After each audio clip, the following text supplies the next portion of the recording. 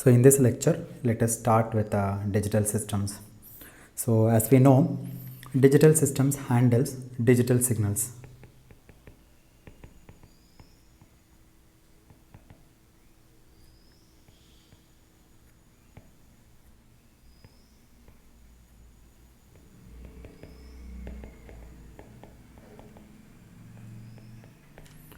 And operates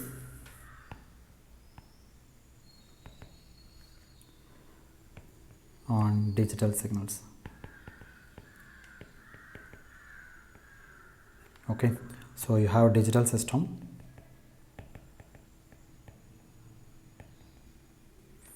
and the input is a digital signal and the output also a digital signal, but the output is somewhat better than what you had at the input.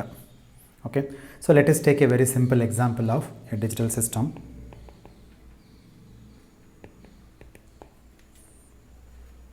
Okay, suppose you have x of n, which is scalar multiplied by say some number b naught. So scalar multiplication is denoted by like this. Okay, and added to a delayed version of x of n. So the same x of n is given to a delay. That delay is denoted by z to the minus n, and this is added with the scaled input x of n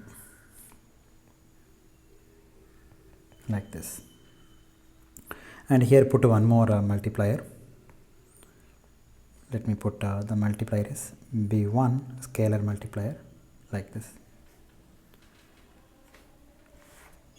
Okay, so in this type of diagrams you must indicate arrows, because arrows shows the direction of the flow of the signal. So in this point you have x of n, and at this point you have x of n minus 1. 1 unit is delayed.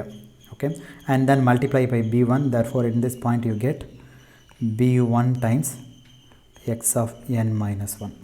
Okay, so both are added here. So this point what you will get is in this point b naught times x of n plus b1 times x of n minus 1. Okay, to make things a little more involved, let us say that we have another summer.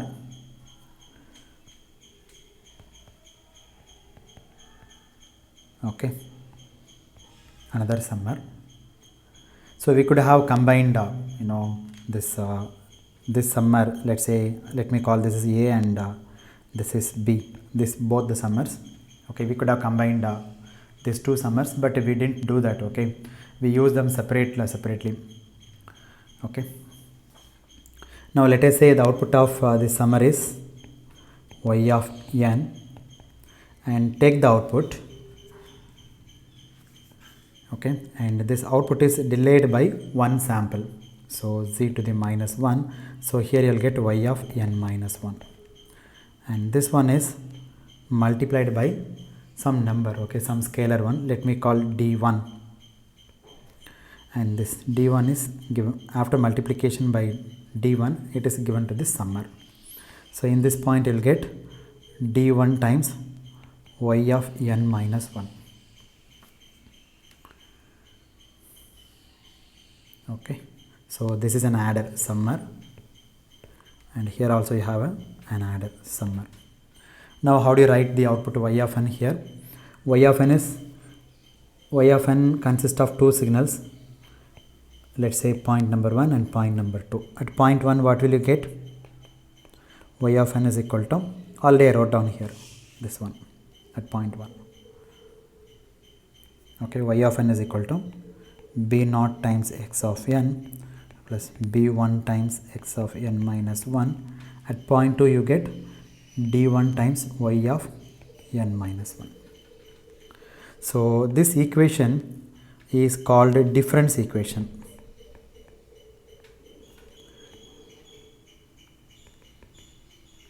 Okay, so in this digital system the equation that describes is a difference equation. So the difference equation is exactly like the counterpart of differential equation, okay, in analog signal processing. So difference equation in digital signal processing and differential equation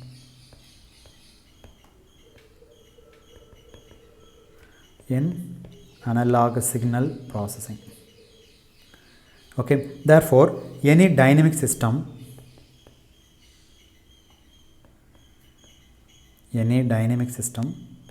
will be described by this difference equation. Okay, so any dynamic system can be represented by a schematic diagram like this. So like this represents a dynamic system. Okay, and this diagram represents hardware as well as software implementation. Hardware as well as software representation. Okay, so in terms of hardware, what are the things do you need? You need delay elements and you need multipliers or accumulators, and you require summers. So these are the things you need from the hardware part. In case if you are going to do it by software, then it shows that what things are to be done. Okay, so you need a multiplier, multiply by what things are to be multiplied by what, and which signal has to be retrieved from the storage. So either you can implement through hardware or software. So this diagram is the hardware as well as software description of a digital system. Okay, you can use this diagram both hardware and software.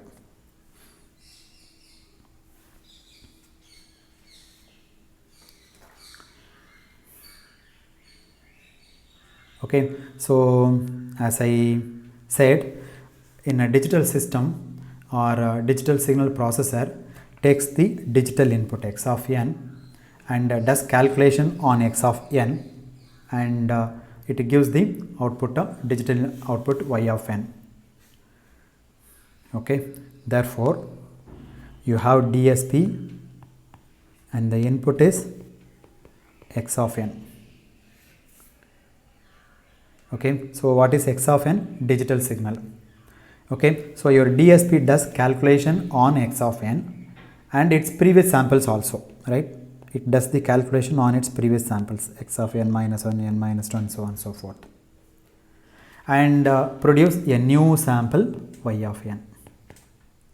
So before you go into the formal characterization of digital systems, let us take a few examples. Okay, so the first example is an accumulator.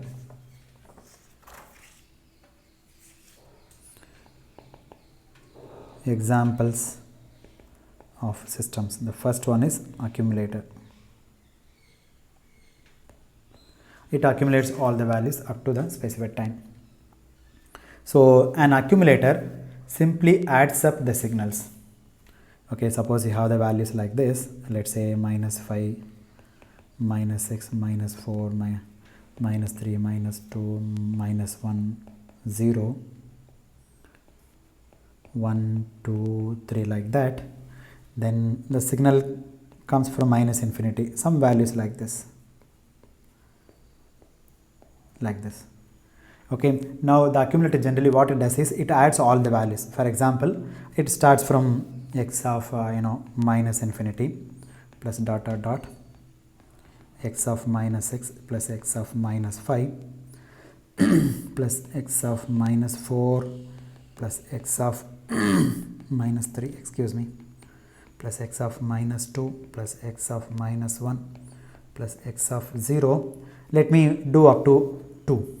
Okay, my present time is 2, or let me take 3, x of 1 plus x of 2 plus x of 3. So I am adding all the values from minus infinity to 3. So this type of operation is called accumulating. So how can I represent in the compact form? This is my output. So my DSP processor adds all the signal values. So in compact form, I can write, this is my, let's say, y of 3. So y of n in general, x of L is minus infinity to n. So this is the accumulator.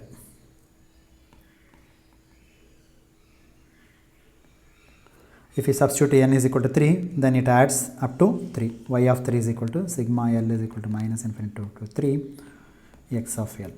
If you expand this, you'll get back this equation. In case if you want to do the accumulation up to 2, then you can change the limit. L is equal to minus infinity to 2 x of L, like that.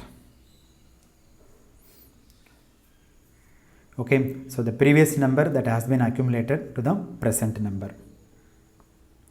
Now let me call this is equation number 1, and this equation 1 can be written in many different ways. Now if I change n to n minus 1, what will I get in this? It becomes, replace n by n minus 1, y of n minus 1 is equal to sigma L is equal to minus infinity to n minus 1 x of L.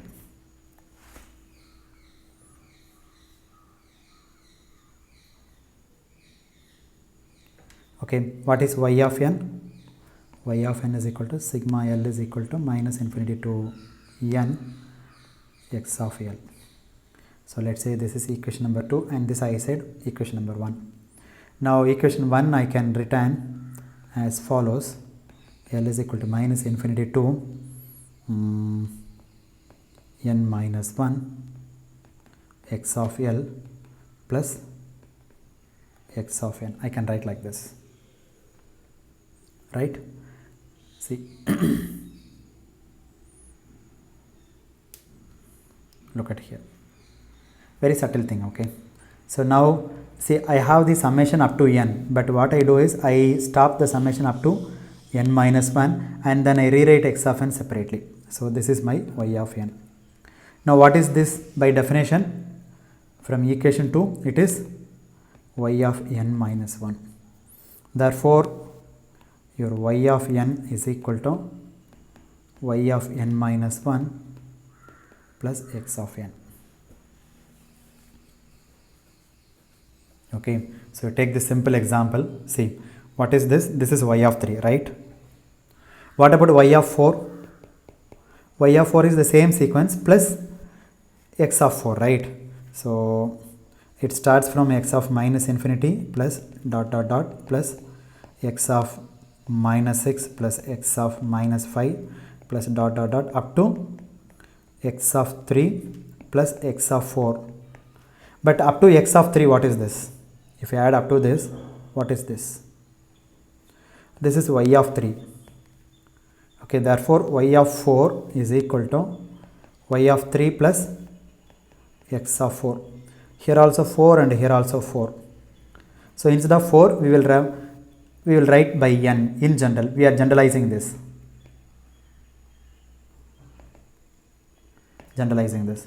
So this one is 1 less than 4. 3 is 1 less than 4. Therefore y of n becomes y of n minus 1 plus x of n.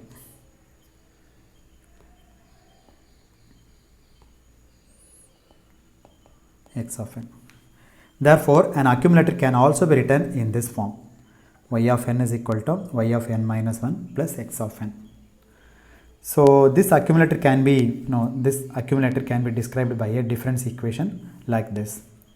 Okay, so here we have avoided the infinite summation. See, we don't have a summation. Infinite summation is avoided. Okay, so we have expressed y of n in terms of finite quantities, y of n minus 1 plus x of n. And this equation is a recursive equation. There is a name for this: recursive equation. Why is it called recursive equation? Because it requires recursion. Okay, so what is a recursion? Recursion is a feedback. Recursion is a feedback. That means what? To compute the present output, we have to have the immediate past output. Okay, if you want to know y of n, then you must know immediate past. What is the immediate past? N minus 1. So y of n minus 1. Such equation is called a recursive equation.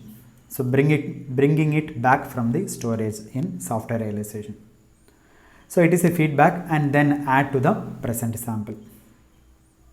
So whenever there is a recursion or feedback, then what will happen? There is a possibility of oscillations. So in oscillator we use feedback. So oscillation leads to instability. Okay, the system will not be stable, it keep on oscillates. Okay, on the other hand, if you consider the equation number 1, let me call this as equation number 3. What is equation number 1? Y of n is equal to summation of L is equal to minus infinity to n x of L. Then there is no feedback in this. Okay, so there is no feedback, so there is no question of oscillations.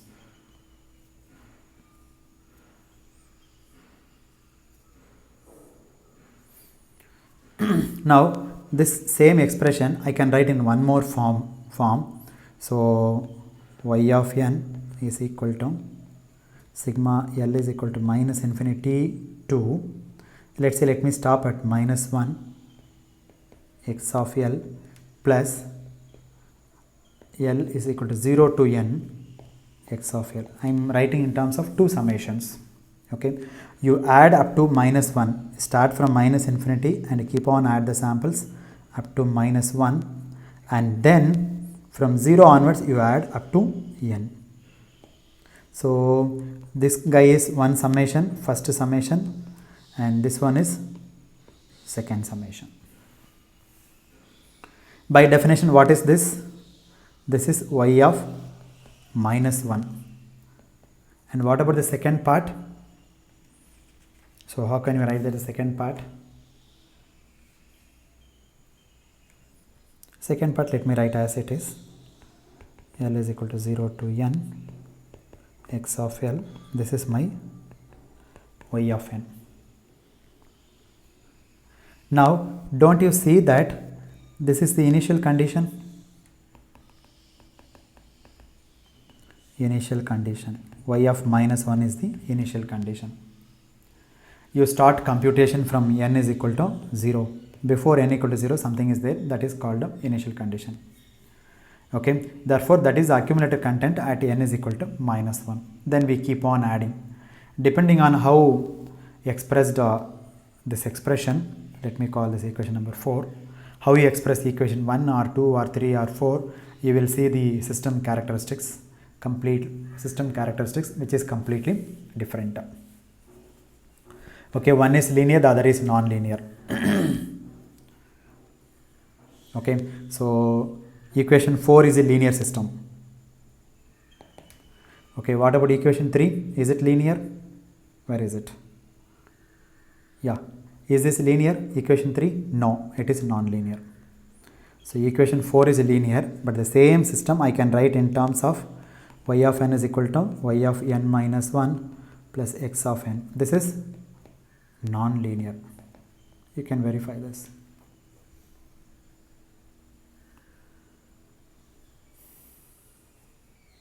Okay, because it fails the superposition.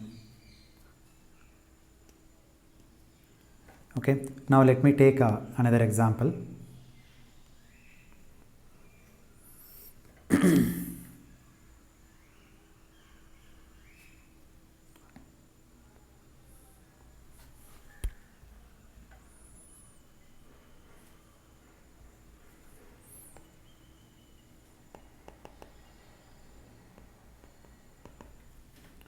Okay, so upsampler.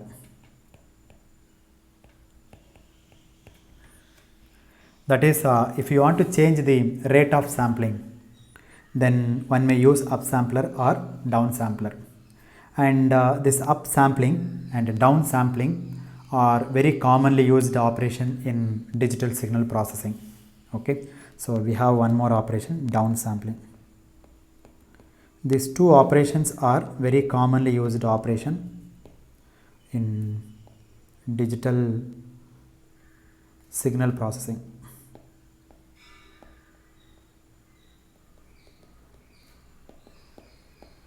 In DSP. Excuse me. So the samples were, let's say you take at 10 hertz, and if you want to change it to 20 hertz, 20 samples per second, or you may wish to change to 40 samples per second, and so on so forth. So then obviously you need to change the sampling rate. Now let us talk about upsampling. So upsampling is determined by the following equation. So the relation between the output y of n and the input x of n is given as follows: x of n by L, where n is equal to 0 plus or minus L plus or minus 2L and so on so forth, and 0 otherwise.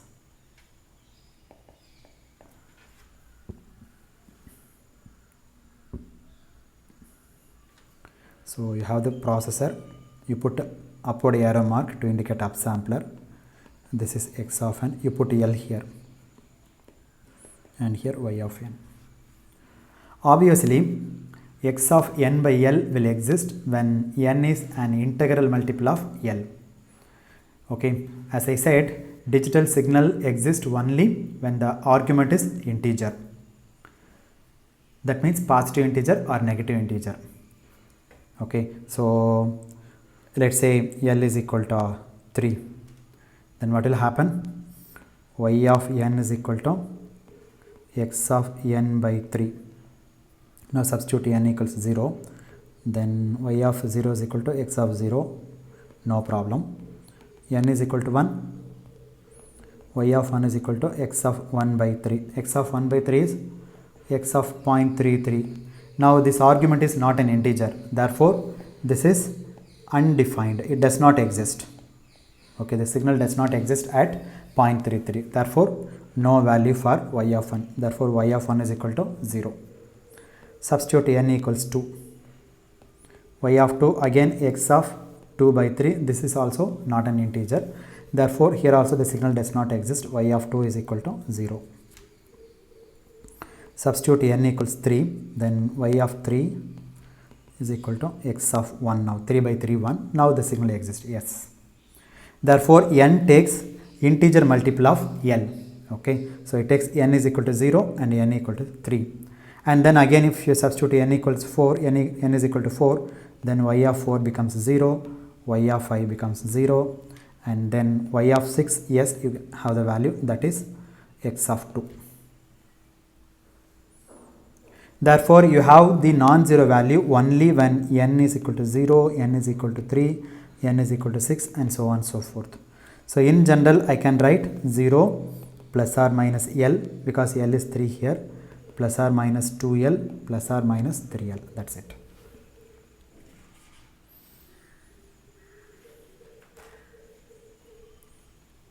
Okay, so let me take x of n, a very simple example. So this is my x of n.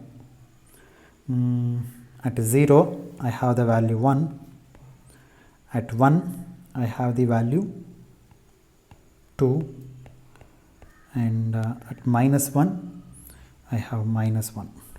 Okay, this is my x of n. Now let me give it to the upsampler by 3 units. I need to find out y of n.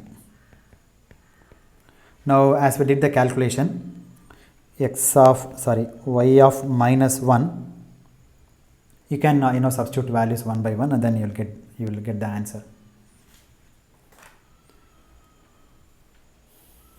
Y of minus 1 is equal to x of minus 1 by 3, it is 0. Y of minus 2, I am putting n is equal to minus 1, n is equal to minus 2, n is equal to minus 3. X of minus 2 by 3, it is not an integer, so 0. Y of minus 3 is equal to x of minus 1. X of minus 1 is minus 1, this value. Okay, similarly you can substitute n is equal to 0, n is equal to 1, n is equal to 2, n is equal to 3, n is equal to 4, n is equal to 5, n is equal to 6. N is equal to 0, you will get y of 0 equal to x of 0. These two guys, you will get a y of 1 is equal to y of 2 is equal to 0. For n is equal to 0, 3, y of 3 is equal to x of 1. And these two things become 0, and for this y of 6 is equal to x of 2. Okay, so these are the values you got now.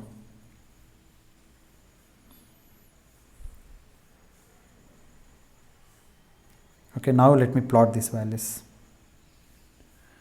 Then let's say this point is 0, 1, 2, 3, 4, 5, 6, minus 1, minus 2, minus 3. At minus 3, I have the value of minus 1. At 0, I have the value of 1. And I'm sorry, what did I do? Oh, I'm very sorry. So yeah, this is correct. But anyway, I don't have value at x of 2. Okay, let me stop at this point. Okay. At n equal to 3, y of 3 has the value of 2. That's it. So this is my y of n upsampler.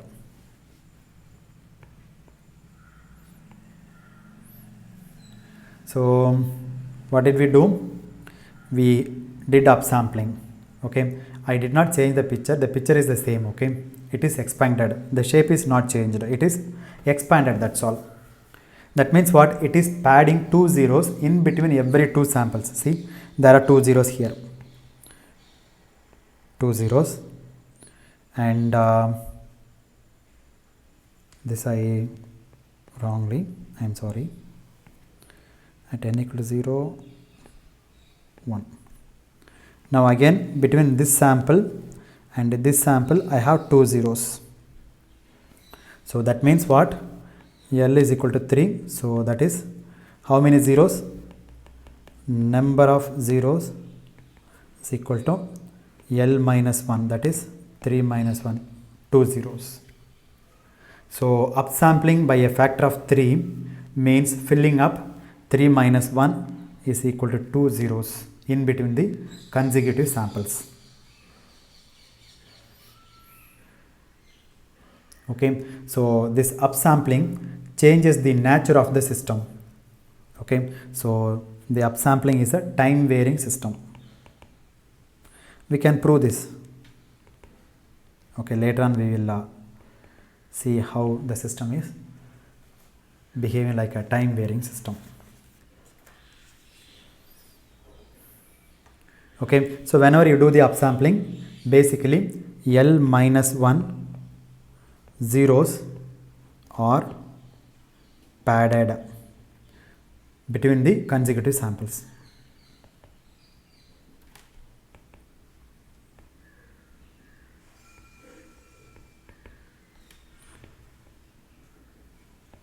Between the consecutive samples. Okay, therefore the nature of the signal is not altered. The signal is stretched. So in a similar manner, we can also think of downsampler.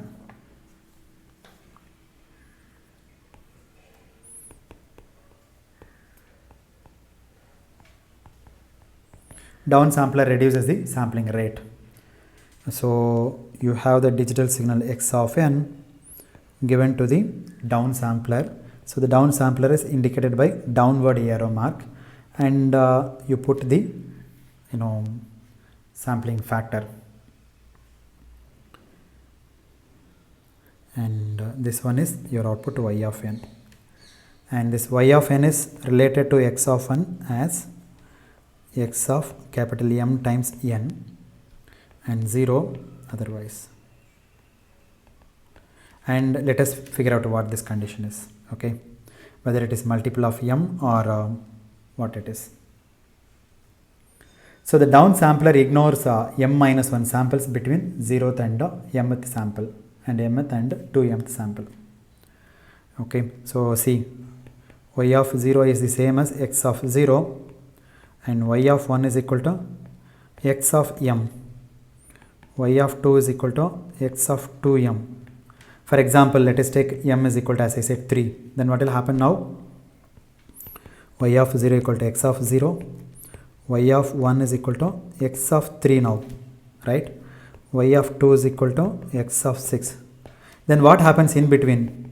In between I have x of 1 and x of 2. These two are avoided, okay, not neglected, okay, not considered.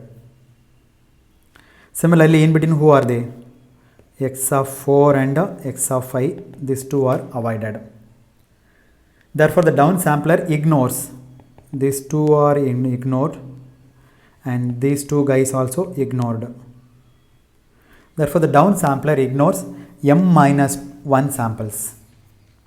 Here m is the downsampling factor. So, downsampler ignores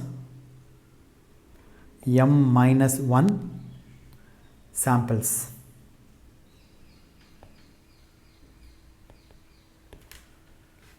Okay, so in between 0 and mth sample there will be m minus 1 samples. So it simply ignores. So this is the process of downsampling.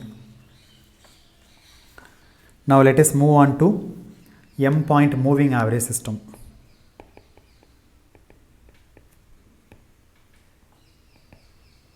So one more factor I forgot. Okay, what is this? Here n can take any values, 0, minus, or plus or minus 1, plus or minus 2, and so on and so forth. Not an issue. Okay, m point moving average system. Average we know. Then what does it mean by moving average? Let us see. So the description of this is y of n is equal to sigma k is equal to 0 to m minus 1 x of n minus k. Now if you expand this, what will you get? Substitute k is equal to 0, you will get x of n. K is equal to 1, x of n minus 1. K is equal to x of n minus 2, and so on up to x of n minus m minus 1. That means what? X of n plus x of n minus 1, x of n minus 2 up to x of n minus m plus 1. Now this is my y of n. Okay. Now what is y of n? Where n is the time index, right? Let's say present time. So my present output depends on the present input. Okay, this is present input and this is present output. So the present output depends on the present input as well as past m minus 1 samples. Okay, therefore it is an accumulator in that sense. Okay, it adds the present input with the m minus 1 samples, past samples. So totally you have m number of samples, capital M number of samples. So at any point of time you have capital M number of samples. For example, if I take n is equal to 5, then y of 5 is equal to x of 5 plus x of 4 minus 1 plus x of 4 minus 2 plus dot dot dot. When I substitute, how many samples in this? 5 samples. Sorry, up to m minus 1 samples. Okay, let me put m is equal to some value. Now if I put n is equal to 6, then what happens? The sum also changes. Anyway, I will come to this little later. Let me complete the concept and then we'll come back to the example. Therefore, my present output contains the present input and the past m minus 1 samples, and it accumulates this m samples. Now what I am going to do is, let me divide by m, this summation. 1 over m times x of n plus the summation, or in compact form let me write down as summation of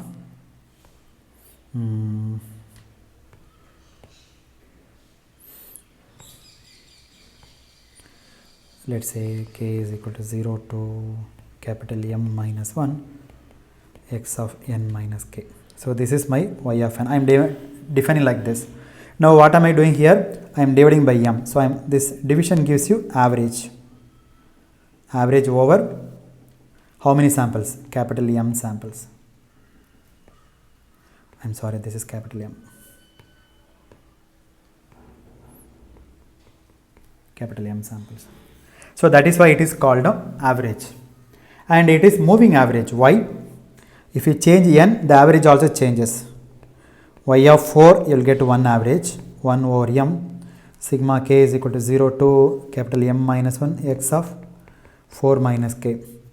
If you substitute y, n is equal to 5, then same, the m is not changed. Look at the beauty. M is not changed, but the samples are changing, x of 5 minus k. So therefore this is called a moving average. If you change the index of output, then the average also changes.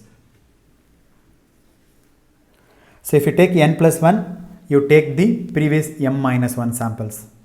So as you move with small n, as you move with the time, the average also changes. And this is very useful. This is a very useful device for data smoothing. It is a very important operation in digital signal processing, something called a data smoothing. Suppose you have a given signal x of n, and which is the true signal. Okay, this x of n is the summation of your true signal, let me call s of n, plus some noise signal d of n. Okay, and this d of n is a noise signal, and this is my signal of interest, let me call true signal. Okay, so I have two signals now, x of n is equal to s of n plus d of n. Now if you take the average, moving average in this combination, then what will happen? If you take the average of the noise, then it will become 0. So that is a beauty. So if you take sufficiently large values of capital M, then the noise will be 0. If you take average of a noise, then you will get a 0. So effectively you are eliminating the noise by taking this operation. So that is why this is called a data smoothing. So you can eliminate the noise. Okay, so when you take a moving average, the noise component diminishes.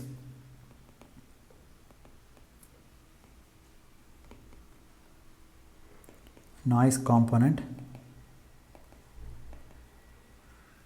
diminishes.